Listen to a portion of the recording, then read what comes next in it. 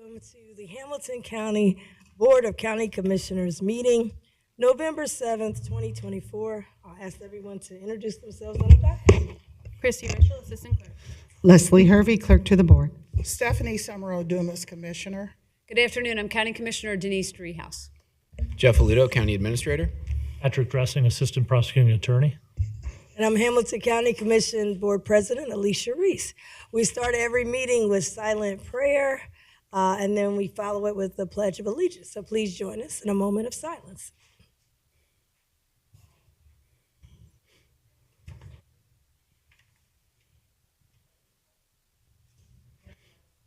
Amen. Amen.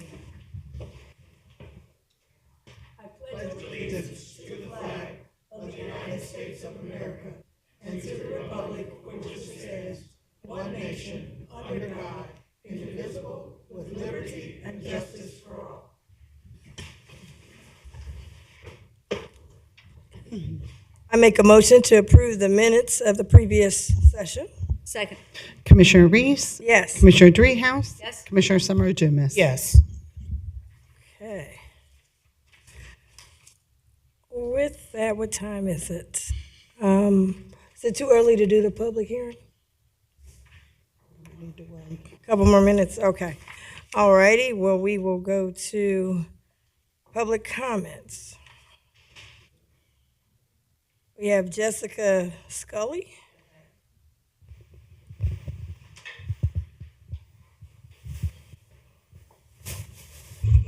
Excuse me.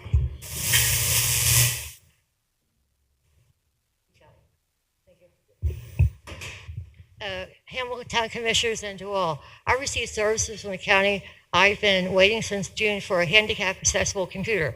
I need this due to my physical limitations and also my vision issues since I can't have reading glasses and my neck doesn't bend. And I know they can make a computer that I can see, so a screen is large enough for me to see, and I know that. My SSA, Amy Mattis, who's been working for the county for 28 years, and Allison Leedy, who used to be a supervisor, who's now in charge of all the SSAs in Hamilton County. I have talked to them numerous times. I talked to Allison Leedy over a week ago, and her voicemail says, I'll call you back the next day. They don't call anybody back. So I still don't have anything. And the conversation, I'll apologize for the conversation I just had, because Amy Mattis just called me and said, the only place I can go is Cincinnati Association for the Blind. Well, my God, I've been waiting since the first week of June. I don't have anything. They're not doing anything. Unless I call them, they don't do anything for the disabled in Hamilton County. And yes, I voted for the levies, and I voted for you all to stay to be here, because it's a problem. The majority of people that get services at DDS are nonverbal. So they're treated like third-class citizens, and no one calls anybody back. That should be shameful. That's abuse and neglect, and I am tired of it. I also don't have transportation. I appreciate that Ms. Driehaus, that your assistant called me about going to the Council on Aging. They don't crisscross. I talked to someone at Council on Aging yesterday, called me back and said, well, you have an IR waiver. Why don't they provide transportation? Legally, they should provide transportation for you. They haven't for 18 years. So this is a problem, not only for me, but anyone else that's getting services through the county that wants to say, we can make sure you have an independent life. How can you get in the community? Can't leave your house. I could only go someplace until 1:30 in the afternoon, unless this gentleman takes time off work for me to be here. And this is the last time I'm going to do it, because all three of you know the problem. When are you going to do something about this problem, opposed to saying, oh, well, geez, boy. Thank you. Thank you. Next is Joseph Burst. That'd be me. That's you.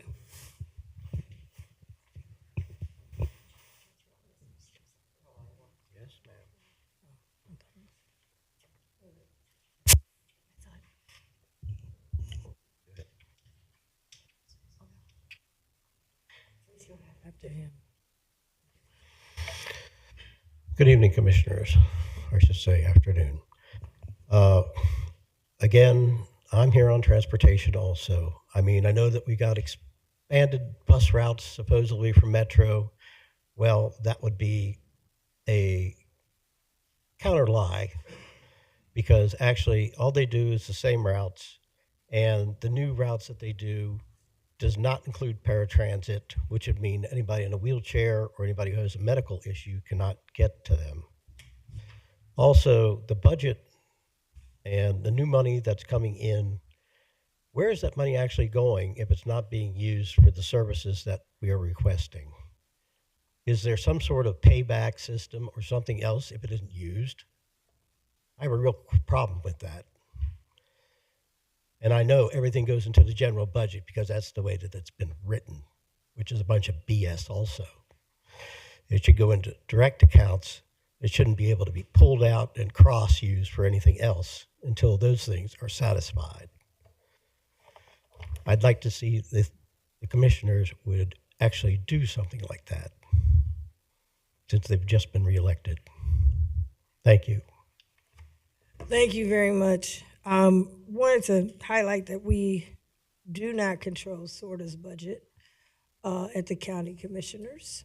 And Troy is here with Metro. 1 second. Thank you. And Troy is here. When you want to step out, you could talk directly to him about what's happening with SORTA and Metro. And he is right here today. So wanted to highlight that. Commissioner, ma'am, I'm sorry. Commissioner Driehaus. Thank you. Yeah, so I think when we have been working for a couple of years on what I think is being described here, which is a through-the-door service. So Metro does the access program, and so they are able to do curbside, but we were asking with Council on Aging to partner with SORTA for a through-the-door service for someone with a disability that can't get themselves to the curb, have some kind of a response to that where the individual driving can go and get them into the vehicle. So we're still working on it, but you're right. I mean, SORTA is the contact here. So I think the more we ask of SORTA to look at that service, I mean, there's expense to that, but you know, it would finish the continuation of service that they provide from beginning to end. And so hopefully they're considering that over at SORTA. Great. I know she said Council on Aging didn't call her back. I hope that they do. Commissioner Dumas. I had just talked to SORTA, and they indicated that she specifically is beyond the border where they can go to get her. So they're out there talking with her now, but I'm sure they'll communicate that to her. Okay. Alrighty. That ends the comments that we have. Oh, we don't have anybody else. So that ends the comments. Now it's 1:10. Can we go into the? Can we go into it? Okay. Okay, I'd like to go into our public hearing. Public hearing to consider a modification to the fee schedule for the Inspection Bureau Incorporated, IBI, and welcome. Good afternoon, Commissioners. I'm James Noyes, the Director of Planning and Development for Hamilton County. I'm going to give you a little Bring your microphone up a little bit. Thank you. Although my name is Noyes, sometimes I don't say it loudly enough, so please let me know. I'm here today, as you mentioned, I'm going to provide a little information to both the public and to yourselves in regards to the request that we received. IBI is the Electrical Bureau Inspection, the Inspection Bureau Incorporated. They provide electrical plan review and inspection services for Hamilton County. You have a contract with them which you renew every several years. They've been providing electrical plan review and inspection services for many decades for the county. Not alone, they also provide inspection services for the city of Cincinnati and many other communities around the tri-state area. They have to, whenever they make a change to their fee schedule, they have to come before the board. They are your fees that they enact on your behalf. They do collect those fees for their services. The city of Cincinnati can do it through administrative processes, and they always check with both before adopting a totally new fee schedule for both the county and the city and all the other municipalities thereof. So the requirements for us by the ORC are 2 public hearings, and this will be the first of those 2 public hearings. We have another one scheduled for next week. We also have to make sure that this is advertised in the newspaper, that has been advertised in the Cincinnati Enquirer. We also put that on the county website to make sure that people know that we have a public hearing available from that standpoint. We've also reached out to the allied construction industries, the American Institute of Architects, the local Cincinnati chapter, and also the Home Builders Association. They all know of the date of this request and the details of this request. What is being proposed are two changes, and they affect several fees, which have been requested to me and now to you, which you will be considering in the future, but this is just the public hearing aspect of it. The first is a $10 increase to their application fee, and that application fee will be $50 to $60. Please note in a communication that I had sent out previously to you, the board, that was from $40 to $50. My apologies, that was from $50 to $60. The other change is a $5 increase to their trip fee and also a $5 increase to their job fee. There are 23 separate job fees, and they increase those $5 each. We received from various groups support for this change. IBI went out to the various folks that they work with and the agencies and the also the groups that represent electrical workers. So they went out to the IBEW, the NECA, IEC, the GCEA, and again, the HBA. If you'd like me to go through each one of those acronyms, I can do that. This is the first increase request since 2020. In a packet I provided previously to the commissioners, there was a full detail of why they needed those. Members of IBI are here today and will be here next week to also provide additional information on that. The next steps, as I said, is a second public hearing after this public hearing, and then the board would be requested to take action on that. And these changes would be effective as of the first of the year. So if you have any questions of me, feel free. Thank you. I have a question. Just help me take a step back because I haven't had a chance to really do a deep dive into this. This is a fee that will apply to who? The fee, Everybody that's trying to get a permit? correct. So the basic application fee will increase. So traditionally in all commercial jobs, an electrician is required to submit the application. But for all jobs related to that, yes. I mean, if you're doing work on maybe a home or maybe a business, that will be applicable to you because it'll become part of that your application. So whether you're using an electrician or whether you're doing that work yourself and you're going to make a residential application, which you don't have to be an electrician. Usually you'll want an electrician, but that job request, that application will be an increase. So whether you're the customer, you're either an applicant that's an electrician or you're an applicant who is potentially a resident. Okay, that's what I wanted to know in terms of that. And this is only for electrical? Correct. Okay. Now, when you said this has to be advertised, and that was good that you have a lot of the organizations, but on the advertisement, you only put the Inquirer, and you just indicated that a person, of course, you want to have an electrician, but there's a person, if you're having residential work, you may have to get the application. So what I wanted to make sure as we're doing this increase, which is a modest increase, that the advertising is a little more broader than that.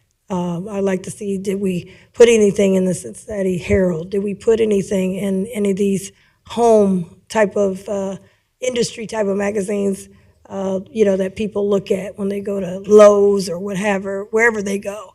And then if it's a business thing, I would think the Business Courier possibly. So I just throw that out there as making sure that it's a wide net.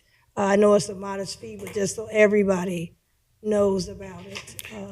I absolutely agree with you. We need to make sure that we blanket as much as we can, and I will definitely take that advice in the next time, which is not very often, as you're aware, but we can advertise that broadly.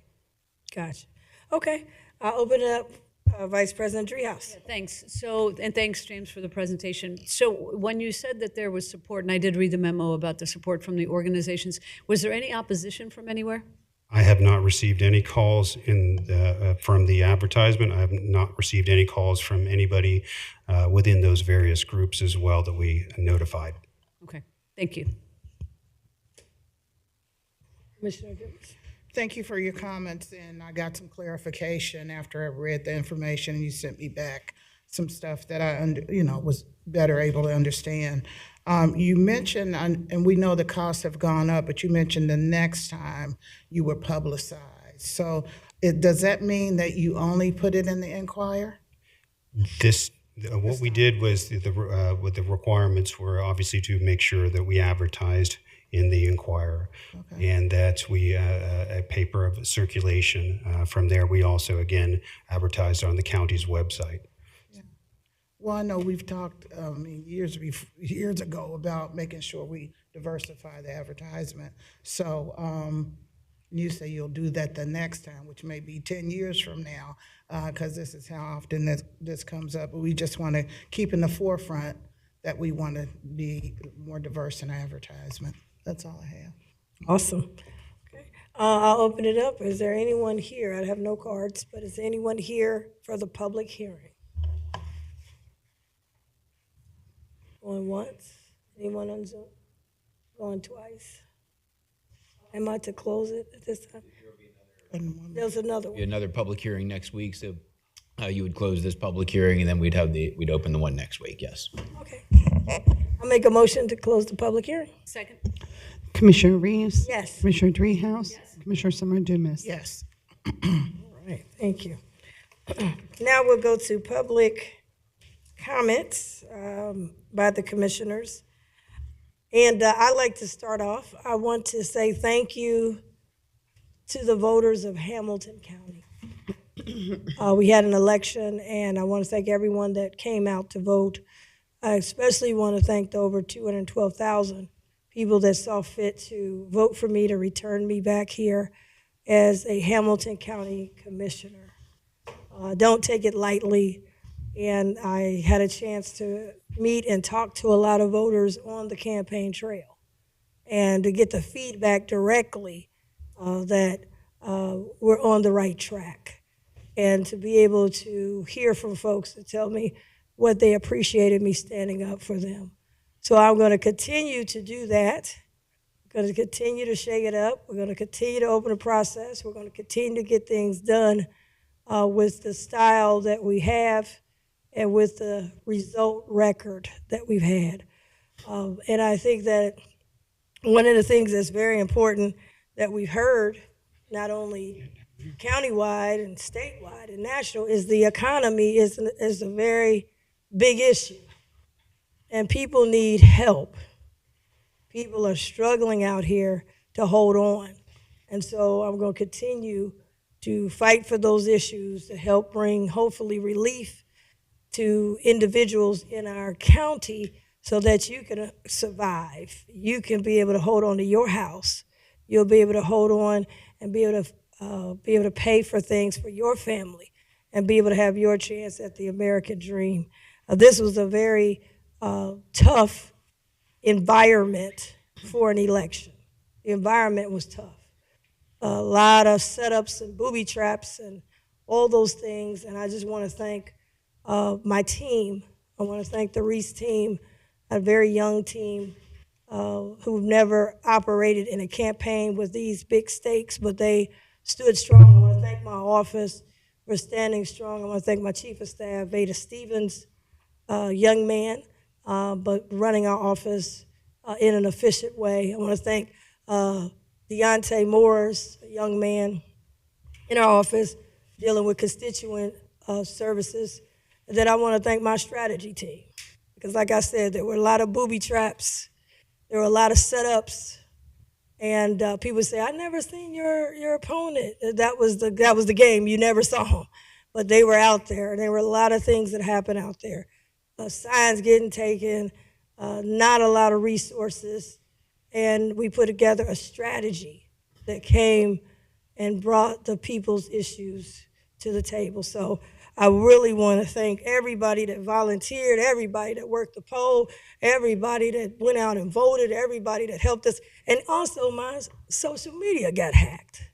We even dealt with meta government, and I still don't have my social media back. So there was a lot of games in a very, very tough climate. I also want to give a shout out to our Hamilton County Board of Elections. The team there, the bipartisan team of folks working that Board of Elections, did an outstanding job. Outstanding job. Our early vote center was seamless.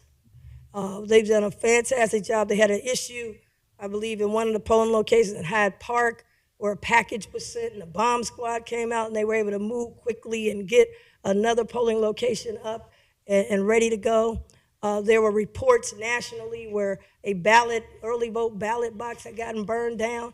I called our Board of Elections, Alex Linzer. He says, we're on the case. We are fireproof. So they were already moving ahead, and I just want to say they did a fantastic job. I want to thank all the volunteers that were in the bullpen. That was tough. The bullpen was tough, and I want to thank all of them. Especially want to thank Teresa Burns, who is a retired U.S. Army veteran who got to the bullpen every day at 5:30 in the morning. That's not easy. So there were a lot of things. Hamilton County, our vote totals were down from 4 years ago. It wasn't, we had a good turnout, but we didn't have the 4 year ago turnout. And so it's just amazing for us to be able to hold at that number, 212,000, with 100,000 less voters. So I just want to say that to the voters of Hamilton County.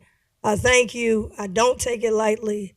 Happy to return for another 4 years, particularly with the climate that we were in a time that we had very limited resources. So I thank them. I want to congratulate everyone from Hamilton County, the Hamilton County positions that won. I want to congratulate my colleague, Denise Driehaus, for being reelected as a county commissioner. My congressman, Greg Lansman of the 1st Congressional District, being reelected. Dunny Isaacson, State Representative Cecil Thomas, State Representative Rachel Baker, State Representative Karen Brownlee, State Representative, who all represent our area who were elected. I want to congratulate Terry Nestor, who has now been elected to the Court of Appeals, Candace Krause, Court of Appeals, and Rich Moore, who made history of being elected as the first African-American male to Hamilton County Court of Appeals. I want to congratulate Jessica Miranda, who was elected as auditor. I want to congratulate Connie Pillage, who made history in being elected as the prosecutor, first Democratic prosecutor in 92 years. I want to thank, and I believe the first woman ever elected as prosecutor in Hamilton County. I want to congratulate Pavan Parikh, to the clerk of courts, Charmaine McGuffey returning as our sheriff, Scott Crowley as our recorder, Jill Schiller as our treasurer, Samarco as our coroner, and Virginia Talent as the common pleas. I believe I got all of them. Just want to congratulate them. They worked very, very hard. We're excited to get back to work. I'm going to take a little break, but I'll be getting back to work on a variety of issues. I also want to say that I delivered a proclamation to the Jackson 5, the musical group, the Jackson 5 members. They have their concert, and they had it at Hard Rock Casino. And Tito Jackson, as you know, passed away. And Tito was interested in seeing the Cincinnati Black Music Walk of Fame. He had contacted me, and we were supposed to show him that. He passed away suddenly, and we were able to give a proclamation in honor of him. My understanding that proclamation was also presented at his memorial from our board, and all that the Jackson 5 and Tito Jackson contributed to the music industry and to the country. I also gave remarks at the Mount Healthy Branch Library grand opening. The mayor was super excited, and also was excited about what we're doing as a board to bring some dollars there for their facade program for their small business district. So that was a really big opening of their remodeled new library. And those are most of the things. Oh, cancer, the Black and White Cancer Ball delivered the proclamation on behalf of our board. That's a major event that always happened. Dr. Melvin and Mr. Mabry started it, and over 1,000+ people were at the Sharonville Convention Center And I want to give a shout out to all those cancer survivors. They're very complimentary of the Cancer Caucus that we had a couple weeks ago, and they're looking forward to continue to be involved. Cancer rates in Hamilton County have gone up, but we've got to get these cancer rates down. So that's been my main thing. Once again, thanking everybody that participated in our American right to get out and vote and have their voices heard. And again, I humbly thank the voters of Hamilton County and excited to be back. Okay, Vice President Treehouse. Thank you. The first thing on my list is also Election Day. I just wanted to thank those who ran on either side of the aisle. It's hard to put yourself out there to run for these races, but it was a good testament on how democracy works here in Hamilton County. We had lots of candidates for lots of offices, and I want to congratulate those who won this cycle and thank everybody who ran. Also want to thank the voters for participating. As you said, the voter participation was a little bit less than 4 years ago, but we had a robust turnout, and so grateful for those that engaged in exercising their right to vote here in Hamilton County. And then I want to especially shout out the Board of Elections. They really had a Herculean. I'm trying to say it. Anyway, a big task. They had a big task, big task. So both before Election Day with early voting, with all of the machinations out in the parking lot and people trying to find a place to park and the individuals out there, and then on Election Day, because there were many, many polling places, and we moved around to many of them, and they were all well-run. People were very contented in having their voices heard, and so a big shout out to Sherry Poland and Alex Linzer, the deputy and associate deputy over at the Board of Elections, and the entire team that runs these things. I think sometimes they're a little behind the radar, but it ran like a well-oiled machine. And I didn't hear many complaints, I don't think I heard any complaints on Election Day or during early voting. So big shout out to them, and Brewster Rhodes and Zeke Childers, who were manning the parking lot and doing a lot of making sure people, especially those with disabilities, had a place to park so they could exercise their right to vote. Couple other things. I went on behalf of this board to the Talent Collaborative Workforce Summit.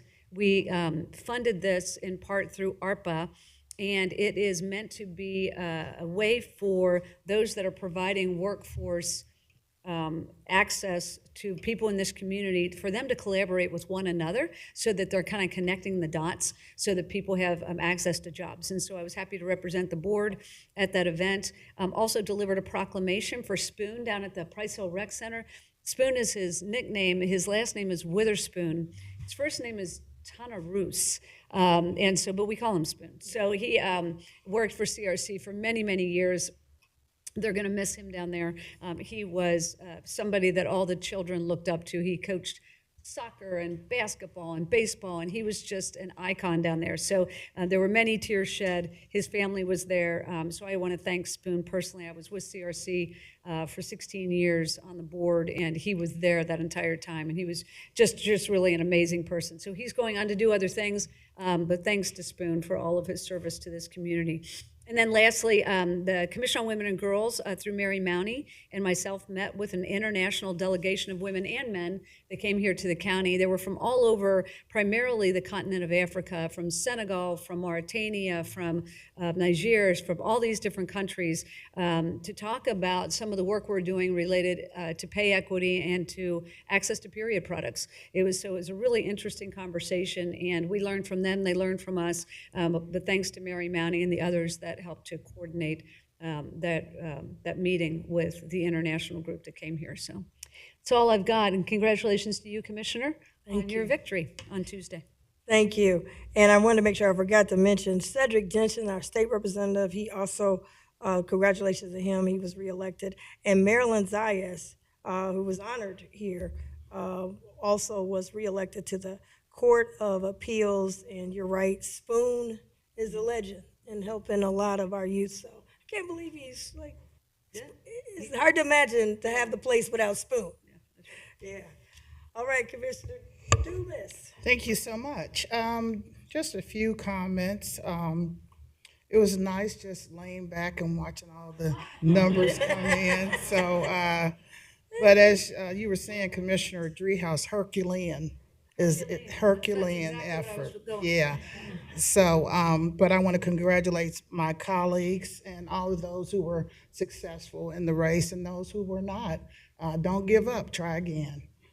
Okay, so I had the White House Intergovernmental Affairs weekly call, just a little bit about that.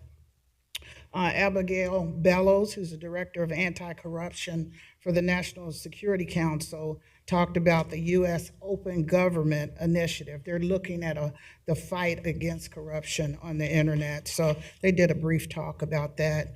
Katie Keith, who's the Deputy Assistant to the President, talked about expanding the coverage through the Biden-Harris administration for affordable contraception under the Affordable Care Act. And then finally, Kate Conley, Senior Advisor to the Director of Cybersecurity, talked once again about the election security.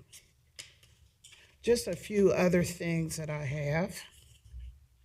I also presented a proclamation to Bishop Mark Monroe, who was selected to lead Olivet Baptist Church. I was honored to be able to do that. And then I had a meeting with our staff as it relates to our Hamilton County buildings and the possibility of the sale of some of those buildings and what my opinion was as it relates to how we may do that, if we should do it, things like that. Great conversation. And then I was a keynote speaker last night for the Build Your Own Computer fundraiser. Lots of young people are involved in that, and the young lady, Robin Walker, received an Inspire Initiative grant and asked me to come speak, and that was a lot of fun. Morgan Whaley, I met with her this morning. I want my colleagues to know that group, Love in Action, is a diamond in the rough. I know none of them. But the work that they are doing in the community, they actually have a pantry love. The pantry is every Friday from 2 to 4 and every other Wednesday from 11 to 12:30. They have a laundry love in Cincinnati where they go into, they pick a laundromat and they just pay for everybody who's in there that's trying to get their clothes clean. They pay for it, free laundry services. They have Diaper Love, where they supply diapers and period supplies for women and families in need. They have Healthy Minds, where they're in the schools, and they help with mental health issues. They offer evidence-based outpatient treatment for adolescents and teens aged 7 to 17. And the reason why I bring, well, a lot of reasons. I never heard of them. And so we talked as a board, there are small pockets in our county that are doing great things. And unless they come to us, a lot of them we don't know about. They do have a website. You're welcome to look it up, Love in Action. But I just want my colleagues to know the reason why I'm bringing it up now, they just happen to come today, is as we look at ARPA money and distribution of ARPA money. And I was looking, next week we're going to be looking at allocating some of that ARPA money that's left over that we have to allocate.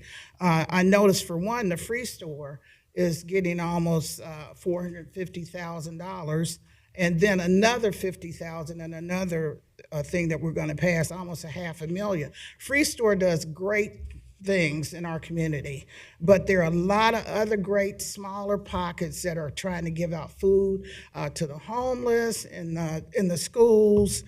They're working specifically right now to, I would say, to try to save Don. The school that had so many issues are helping with trauma and mental health issues and food, and those that I talked about, those young people that go to UC that are in the cars, they're doing so much. And so I told them that I'm going to bring it up today, didn't plan on it, and that we can consider the possibility of, if you see it, that as you look at their website and what they've done, and if you need them to come in to get just a little bit of the money. They work with, as I said, with a lot of youth and adults. So I just want our board to consider the possibility, and they didn't advocate for that, but I said, we have to help them. They're at the fairgrounds, I think twice a month, And whoever comes in, they give out food to everyone. So the Free Store needs money, but it's other agencies that could help if they had a little bit more money. They also help with sex trafficking. When I say help with, they try to pull those women and men out of that situation. So I wanted to bring that up for your consideration. They, excuse me, they have lots of energy and little money. So I also wanted to bring up, I know I had brought up to our board about Imagination Library and how I was gung-ho on the Imagination Library, and they do great things. But I have a concern about our allocation for money to them, because my understanding when I called there are a lot of authors that want to be a part of giving their books to these young people, but I was told that you have to have your book published by Random House. That's the only place you can have your book published. And these authors that I had talked to, and a lot of authors I know, being an author myself, they don't use Random House. So Random House has a monopoly on the books that go to these young children, and I'm not supporting that. I'm not excited about it. I think it's not fair, and that we need to consider the possibility, even though it was only $5,000, and I appreciate the support, that maybe that money can go somewhere else. And also, there are other entities in our county that help with providing books. So I wanted you to consider that also. Let's see, what else do I have? I think that will do it, unless I think of something else. But anyway, I don't know, Jeff, as we look at the monies that are at the end of our ARPA funding, how can we go about maybe the possibility of looking at some smaller entities that may be helpful, still fulfilling our vision that we have as a board? How would that go about? How would we do that? Thank you, Commissioner. So we can certainly take a look at that to see. I think some of the entities you may have mentioned, we may have done some things through CARES Act with them as well. So we can look at that. I think given the timeline that we have right now in terms of getting these dollars allocated, appropriated, and out the door, I think one of the main things we're going to want to look at is, does an organization have the ability to contract and the capacity to do it very quickly? Because we have, as you all know, we have to get this allocated and appropriated by the end of this year. So there may be organizations out there that have the capability of performing on the program, but don't have the federal contracting experience, et cetera. But we can take a look at that, Commissioner. We can follow up with the specific organizations you're thinking of and just see how they fit into the broader spirit of what we're recommending. Yeah, that'll be helpful, and I'm sure that they contracted, I think, with Cincinnati Children's for some things. Lastly, if I may, I want to congratulate and acknowledge our veterans, thus my red, white, and blue, because we celebrate Veterans Day on Monday.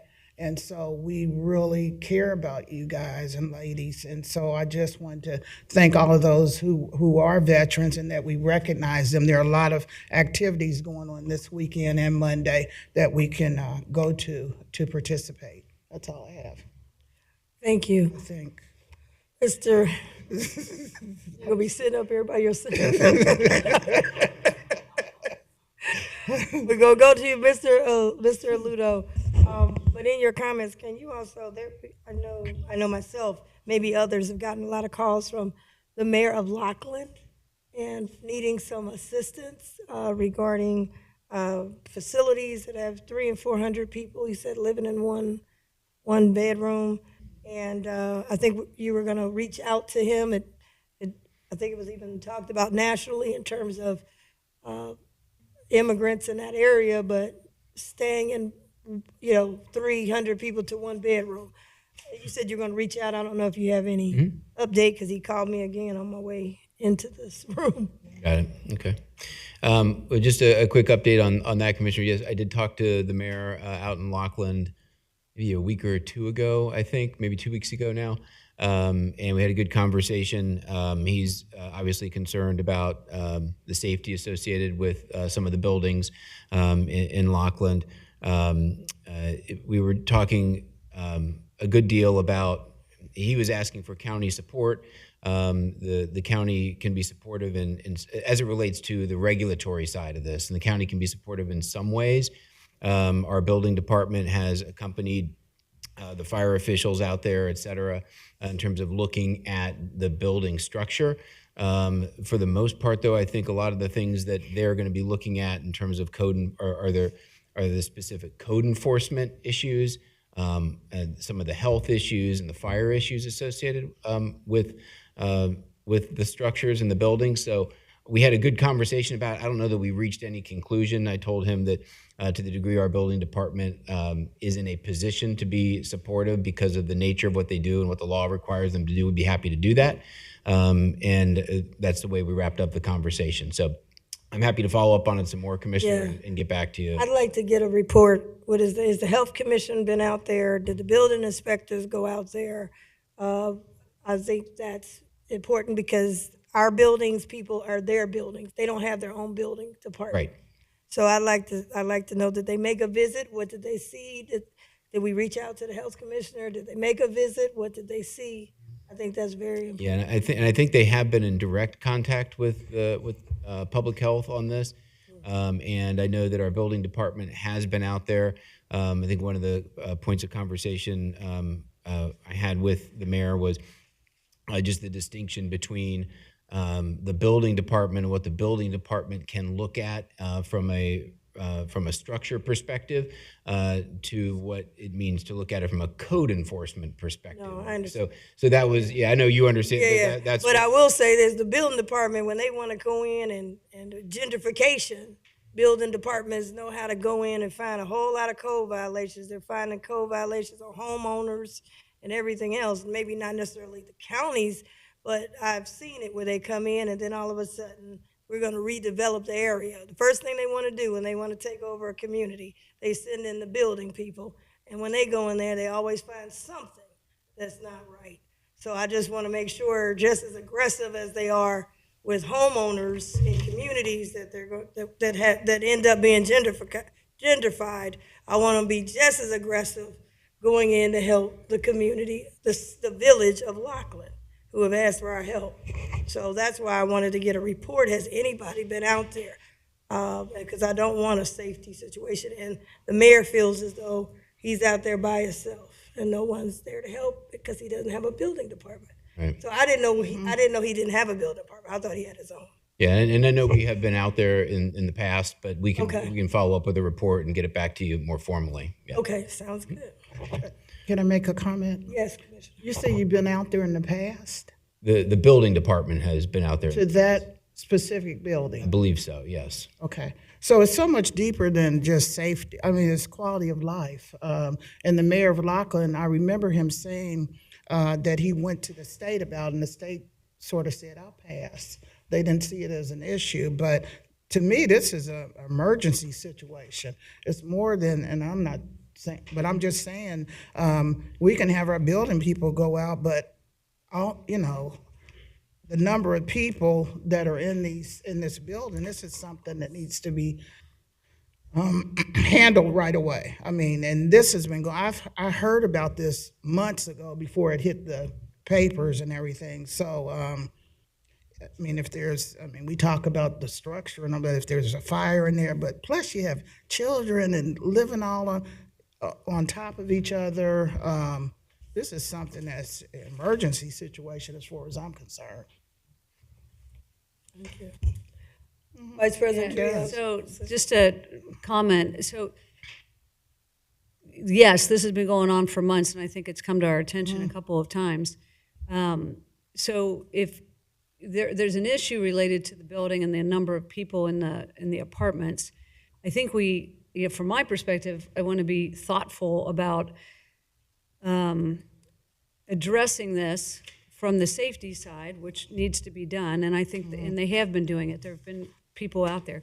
But also, where do those people go if they are no longer able to stay in that building? And do they go on the streets? And how is strategies and homelessness then, who is to prevent homelessness, and this is something that we have focused on, getting them involved to say, hey, we need a safe situation out here. We also don't want to have 100, 200 homeless people on the streets of Lockland. And so getting Kevin Finn involved as we think through a strategy related to those buildings out there, I think is an important kind of secondary focus, because you don't want to just take one situation and transfer it to the other. And this commission has tried to be helpful with some of the population through some of our funding, through the Immigrant and Refugee Law Center, trying to provide some legal assistance and food assistance to the community. So we have not been absent to this, but this building issue is a little separate from that, from what we've done in the past. But I do want to make sure that strategies is involved if people are going to be moved out of a building. Not all of them, perhaps, but a large portion of them. Yeah, I don't mind having strategies involved, but let me just say, there's a lot of homeless people who have been in this community for years, and they don't have anywhere to go. And they've been Hamilton County citizens for years. I think it's also important that we look at, a lot of times, the villages. We represent villages and townships. And we can't just have the villages just, turn our back on them. And it's interesting that the landlord will allow this, but I know some landlords for some Hamilton County citizens that can't find a landlord that would even take a voucher. And that's just having 2 kids. A single mom with 3 kids can't find a place to live, and as a Hamilton County citizen for years. So I want to have a balance, but I want to make sure that the county citizens that's been around and paying taxes and working, they can't find anywhere to go. So I agree that we don't want to have, I just can't believe that landlords will rent over here, but won't rent to some of these. I mean, if you go to CMH, they got a waiting list. I mean, there's families that's been here for years that can't find anywhere to live. So I thought that was a little interesting that all of a sudden the landlord will allow 300, 400 people in one bedroom, but won't rent to the single mom that's got 3 or 4 kids. They can't find anywhere to go. So I know that our board, we've been trying to have a balance, but we've got to make sure that this is just, not the place to have a village that's just hung out there by themselves, and they don't have a buildings department, they don't have a health department. They're dependent on the county's department. So, and I'm telling you, these building inspectors, maybe it's not ours, but they're rough. When they want to come in and get Avondale and get them people out of there, they come in with all kind of building inspections. No offense, Mr. Noyes, but the other ones, when they want to get people out of Evanston, they come in there. I remember Mingo had to run down to the courthouse. The same Reverend Mingo, they were trying to get him about some wall at his house. Now, if they didn't get Mingo, I don't know why they wouldn't be able to get a landlord that's having 300 people staying in one location. That's just my opinion. But, Madam Commissioner? Well, I just wanted to ask a question. Maybe I missed it. Jeff, you said the building department had been out there before. Well, when they went out, because this has been going on for months, you said you'll get the report to us or something, but it should have been a red flag, I'm sure, when they went out there. Commissioner, I'd have to get the results of the visit, but there is when you think of the different entities that are involved in inspections of this nature, you have health, buildings, code enforcement, fire, and the building department is by law allowed to look at some things, not others. Our building department doesn't do true traditional code enforcement. That would be more of the fire. I would think all of it would be in violation, not to interrupt. Well, if you have that many people in those apartments that are in there, that it should have been a red flag. I can't wait to see the report. Thank you. You're welcome. Well, thank you very much. Okay, Mr. Ludo, anything else for your by-leaves?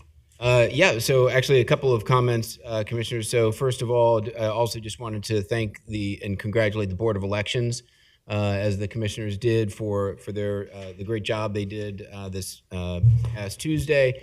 I know from my conversations with them and from others, literally the detail they go through on the day of election and before to make sure that They are turning over absolutely every stone to make sure that these events go smoothly and the election goes smoothly. So I just want to congratulate Alex, Sherry, and all their staff on pulling off a great election on Tuesday. As it relates to elections, now that the elections are in the rearview mirror, I wanted to, if there are residents watching, to know that you can recycle your yard signs if you've got them. So there's yard sign recycling down at the Hamilton, at the Cincinnati Recycling and Reuse Hub down on 911 Evans Street, down in Queensgate, south of State Street. So wanted to make sure people were aware of that. Also wanted to just inform the board, I think you've probably received some information on this, but next Friday, as Mr. Noyes is actually here, he knows what I'm probably going to say, we are doing the opening of our field operations building up in Burlington. Our field operations center has gone through a little bit of a renovation over the past year, and they're opening that up. I know the board is aware of the staff that works out there. We had our 513 relief bus opening or unveiling up at that facility. The staff out there do great work taking care of the fire hydrants and storm sewers for the unincorporated areas of the county, and they really deserve a renovated home, and so they have the opening of that next Friday. And finally, just as a point of order, I'll probably be looking to release the budget next week as well. So I want to thank the board for your continued conversations on that. Bridget and John Brugan will be working with the board staff on a schedule for that, for consideration and passage of the budget over the conclusion of this year. So that concludes my comments, commissioners.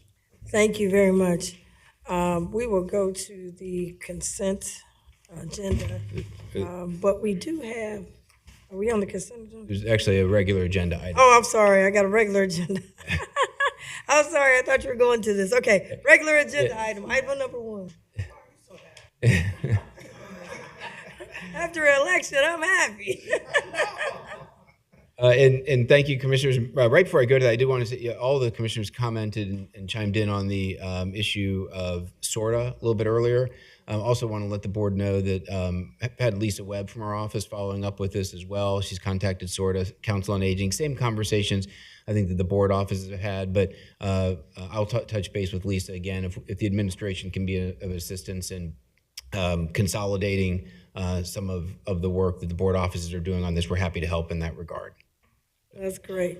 You got my vote to consolidate. Thank you, commissioners.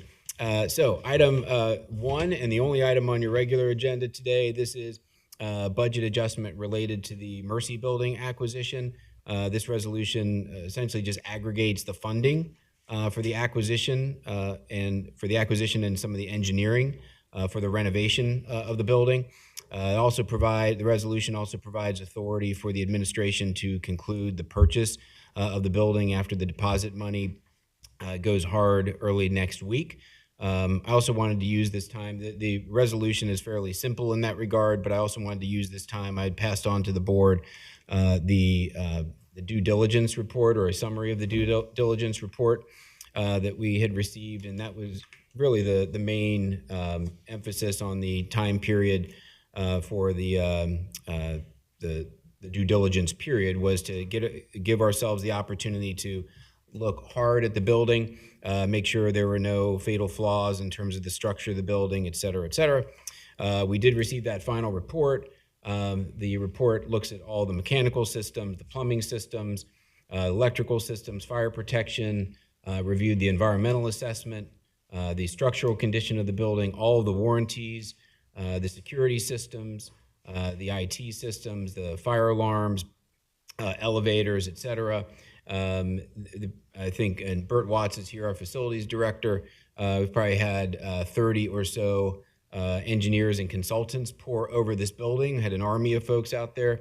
There was a question, I think, Commissioner Reese, you may have asked about the plumbing associated with the building. We actually went a step further than what we would normally do, where we'd hire a plumbing consultant. We brought on a master plumber to look at this and make sure that the plumbing and the water with the building was in good shape. I think we did find a couple of not issues, but reasons why someone would have thought that there was some issues with some caps on some drainage valves that were producing some odor that we had to recap. There was some, back in the days of COVID, I think there was some chemicals that had to be added to some water, some of the chillers for bacteria purposes, no different than what we do in our buildings as well, but nothing we found that was problematic or in any sense that would keep us from moving forward on the project.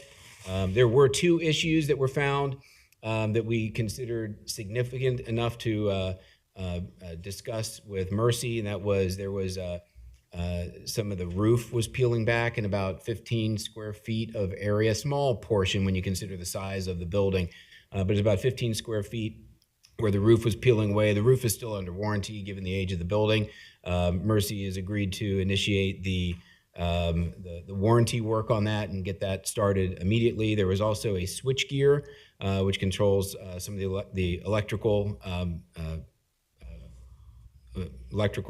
conduits with the building, and there was some heating in that switch gear. There wasn't quite sure whether it was a wiring issue, whether there was a bad breaker, but Mercy again has already begun the process of investigating that and repairing it. But again, nothing else that we would consider major. So, Commissioners, that's my report on this. Recommend approval of the resolution. Happy to answer any questions if there are any. Okay, thank you. Thank you for the due diligence and based on the things that you found, minor things, making sure that will not affect any cost, no added cost for those items, right? Right. We have a renovation to do in the building, but there shouldn't be any significant cost to the ones that we found. Correct. Gotcha. Okay. Vice President Treehouse, any questions? Yeah, I was glad that the due diligence came back in the way that it did without any major issues. So looking forward to moving ahead on this project. Thank you. Commissioner Dumas. Thank you. As was mentioned, the due diligence really helped out. It was, I thought, a great report. And I think Mercy has been really a good partner to work with. And any issues or concerns that we had that may indicate additional monies, they were willing to go in and foot that bill. So I certainly appreciate their flexibility, and I'm just happy to move forward. Okay. I make a motion to approve item number 1. Second. Commissioner Reese? Yes. Commissioner Dreehouse? Yes. Commissioner Summer Dumas? Yes. As we move to the consent agenda, if my colleagues wouldn't mind, I'd like to advance item number 5. I know we have some folks here from Memorial Hall. We do, yeah. And wanted to advance that. Are you ladies okay with that? Okay. Mr. Ludo. Thank you, Commissioners. This is a budget adjustment. This is $500,000 for Memorial Hall capital improvements. Since they are here, I just maybe ask that Christy and Joshua, if you want to come up and just say a few words about the specific improvements that these dollars will be allocated towards. I would indicate, Commissioners, that the $500,000, this is for folks who may be watching from home, Memorial Hall is a county-owned building, so that's why the county is putting money into Memorial Hall. It is also being done in concert with additional funding that has been raised by foundations, roughly another $500,000. So this is a joint approach to making sure that the future of this building, which was renovated, I think back in 2016, when it reopened, that it stays a gem for the community into the future. We have folks taking really good care of it right now, and happy to recommend this as to address some of the capital improvements that are needed. So Christy or Josh, I don't know if either of you want to speak to this directly. Welcome. Thanks. Well, first of all, I want to say thank you for letting us manage this hall. I mean, it is beautiful, as Jeff mentioned. We're able to keep those doors open all year round, and so we are honored that we're able to do that for you all. And we work very closely with the Cincinnati Memorial Hall Society, and so really that organization is looking at the integrity of this building to make sure that this historic structure stays that way, and it's beautiful, and it continues to be a legacy in this community. And so working closely with them, I'll let Josh dive into the deep details of what we're looking at. But you know, back in 2016 when we did the renovation, it was $11 million. At the time, some of these things weren't needed at that time, and so it's really looking at every year what do we need to do to enhance this building and to make sure that we can continue to accept patrons and bring amazing programming to this area. So that is the reason why we feel this is incredibly important to continue to look at these capital items. But I'll let Josh. Thank you, and thank you, commissioners. Overall, we're seeking about $1 million in funding for important projects related to the facility. And as Jeff mentioned, almost $500,000 has been raised already from private philanthropy. So this would complement that existing funding. The lion's share of this is going to the roof. The roof was not addressed in that 2016 renovation, and unfortunately that's coming home to roost, so to speak. So there's numerous places with water intrusion that are causing plaster damage in the space. And we want to get that taken care of. So as Christy mentioned, Memorial Hall will be a gem for local events for decades to come. The additional funding will be used to address other areas that weren't touched in the renovation, specifically the lighting above the stage, what we call the proscenium, literally has electrical work from 1908. And this is what they call value engineered out when we hit the budget on that initial renovation. So that renovation, if the funding is secured, would take place as soon as the end of this year, right after Christmas. And then some other projects related to restoration of wood doors and windows that also weren't touched in the renovation. Again, ensuring that the historic quality of this building is maintained. Thank you very much. Let me just say, Josh, you do a fantastic job, and we've had several events as a county there. State of the county twice, it was great, or multiple times. And then we just had a Women and Girls Commission at a couple events there. That was great. And then we had our pitch night, which we were all excited. It was just fantastic. So it is a gym. My question, though, is on the heating and air. I know I was on the budget committee when we were trying to get state. You made a presentation to the state. Memorial Hall was one of them. And I thought it was heating and air, but was it the roof? It was a need for something. Everybody needed it. HVAC. Is our HVAC okay? Well, it was addressed in the renovation. I will say many of these recommendations come from a study that was commissioned by the Memorial Hall Society. They raised $20,000 for GBBN to do this analysis, 2 books worth of things that will need to be addressed in the building over the next 10 years. HVAC is in that list. It's not an immediate need, but we hope to address that in the future. Okay, but it's not a part of this. It's not a part of this project. This is the roof. The roof and some of those other items. Some of the other items, okay. And then you mentioned that the electrical hadn't been done since 1908, so I expect the electrical we do now will get us to the next 160. God, I hope so. Great electrical company. I don't know who they are, but they're not around anymore, but we need that. It's been past 116 years. Yes, ma'am.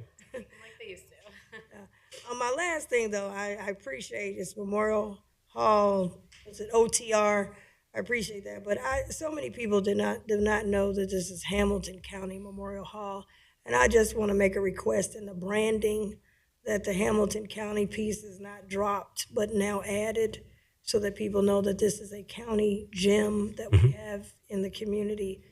Because I had a lot of people say, "Oh, I didn't know we had a Hamilton County Memorial Hall." So I know the OTR sounds great.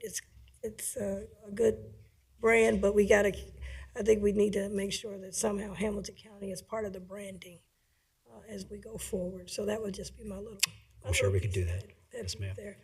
Vice President Driehaus. Thank you. Thank you for the information regarding this item. I have 2 questions. Well, one is actually a comment. I want to thank you for the fundraising element to this. You've relieved our budget of $500,000, so we really are grateful for that. And I know there's a lot of interest in this facility because it's so well known and so revered by people in the community. So thank you for going out and raising some of the funding that's necessary to do these repairs. My question is, as you are doing the repairs, is there going to be any disruption to any of the programming in the building? We hope not. As part of the bidding process, we've put forward that there are a lot of daytime events, which we couldn't have lifts going up and down and loud noises, and we anticipate they'll be able to accommodate those scheduled events. Okay, and what is the time frame then for the renovations? Well, we're waiting on the bids, which will include their timelines, but I think we're hoping to get it done by the spring. Oh, great. Okay, thank you. Commissioner Dumas? No comments, but thank you for your information. That was very helpful. Sure. Thanks. Thanks. He's the details. Let me clarify, Commissioner Driehaus, the roof project will be done by the spring. Some of these other projects will be longer term. Gotcha. Well, thank you both. I make a motion to approve item number 5. Second? Commissioner Reese, Yes, Commissioner Dreehouse. Yes. Commissioner Summer Dumas. Yes. thank you all. Thank you, commissioners. And because I did not have the opportunity with Holly, let me be the first to in this chamber to congratulate Ms. Samad for being named one of the women who mean business from the Business Courier. So congratulations, Christy. Well deserved. Awesome. Thank you. Okay, we'll go to the consent agenda. The remainder of the consent agenda, Yes, commissioners, walk through this briefly for you. Item number 2 is a resolution for the use of credit cards by the clerk of courts in the amount of $36,000.